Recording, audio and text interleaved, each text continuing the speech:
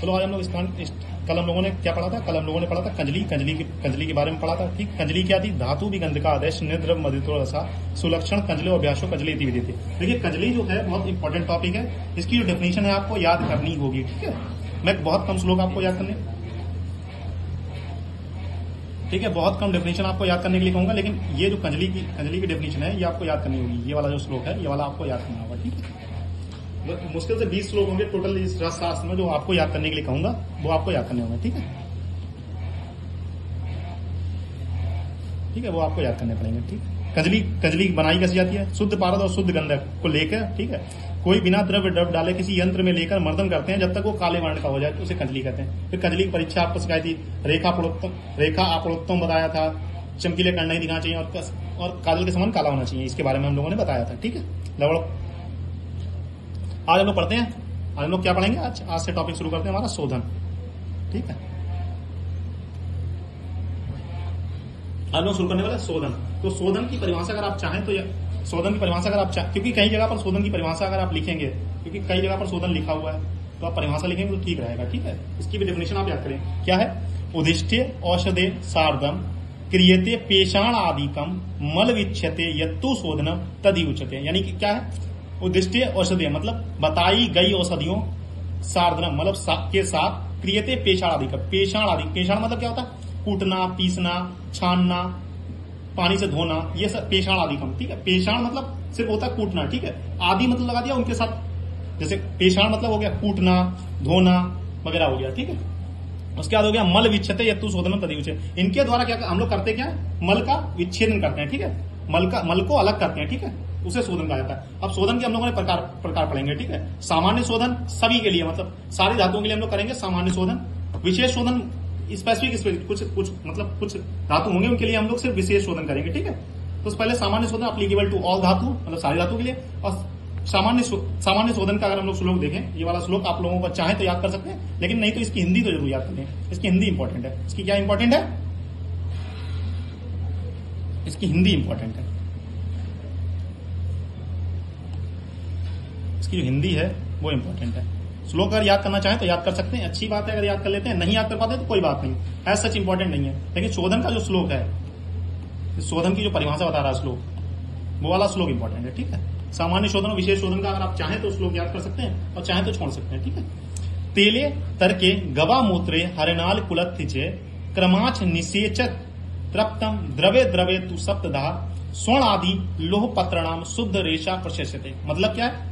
स्वर्ण, रजत, ताम्र, मतलब किन किन धातुओं के लिए हम लोग सामान्य शोधन करते हैं? सामान्य शोधन देखो, स्वर्ण होना चाहिए, रजत माना चांदी, तामा और लोहा आदि धातुओं। ठीक है, लोहा आदि धातुओं के लिए, ठीक है, करते हैं। ठीक, इन्हें क्या करना? हम लोगों को अग्नि में लेना है, इसे रेड हॉट करना है। रेड हॉट करने के बाद इसे गौमूत्र, तर्क, अन्नाल तथा कुलत्थ में प्रत्येक में 7 बार बुझाने से पहले, देखो एक बार गर्म किया, एक जैसे मतलब एक बार उसे लिया, फिर रेड हॉट किया, फिर बुझा दिया।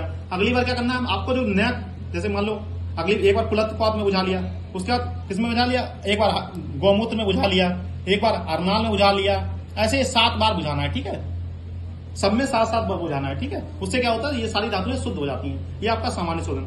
स्वर्ण आदि धातुओं को सामान्य शोधन के पश्चात उनका विशेष शोधन करें। जब हम लोग डिटेल में पढ़ेंगे इन धातुओं को, तब आपको विशेष शोधन के बारे में भी बताएंगे। ठीक है, जब हम लोग आगे चल के एक इंपॉर्टेंट डेफिनेशन है, इसका तो श्लोक आपको रटना है, क्योंकि भावना आप कहीं ना कहीं बहुत जगह देंगे। ठीक है, तो भावना का आपको श्लोक याद करना है, क्योंकि जितने भी आपके सिलेबस में ऐसा हुआ है कि फॉर्मुलेशन बढ़ गए हैं। ठीक है, तो फॉर्मुलेशन जब आप पढ़ेंगे आगे चल के, फॉर्मुलेशन जैसे आरोग्यवर्धनी गुटिका पढ़ेंगे, पंच अमृत परपटी पढ़ेंगे, तो उनमें भावना होगी। ठीक है, भावना की डेफिनेशन आपको याद करनी पड़ेगी। ठीक है, जो श्लोक इंपॉर्टेंट है वो मैं मार्क कर दे रहा हूँ, वो आपको याद करने हैं।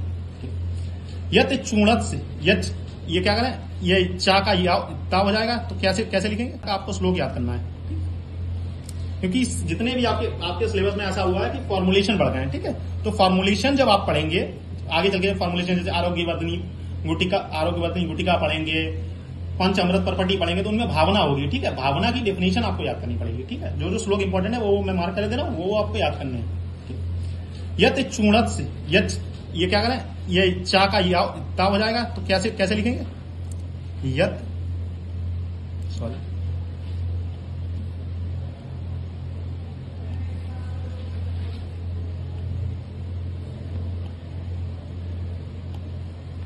तो ये हो जाएगा यत चूर्णितस्य, ये चा की जगह ता हो जाएगा, यत चूर्णितस्य धातु आदि द्रव्य।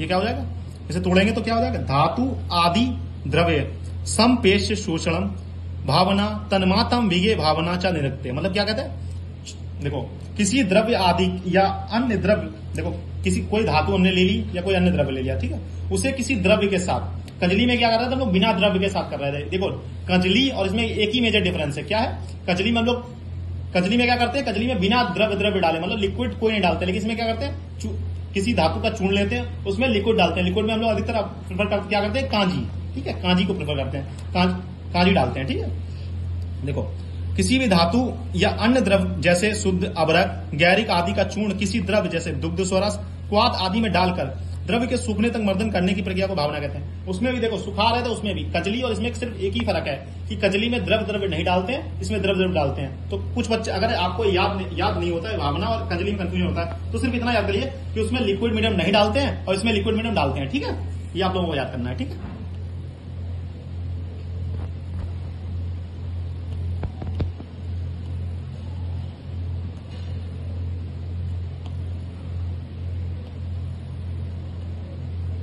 तो सम्यक भावना के लक्षण, इसका श्लोक नहीं याद करना, इसकी सिर्फ आपको हिंदी याद करनी है। हिंदी को मैं सिंपल भाषा में बता रहा हूँ। सम्यक भावना कब होगी, जब भावित द्रव्य पूरी तरह अच्छी तरीके से बन जाए।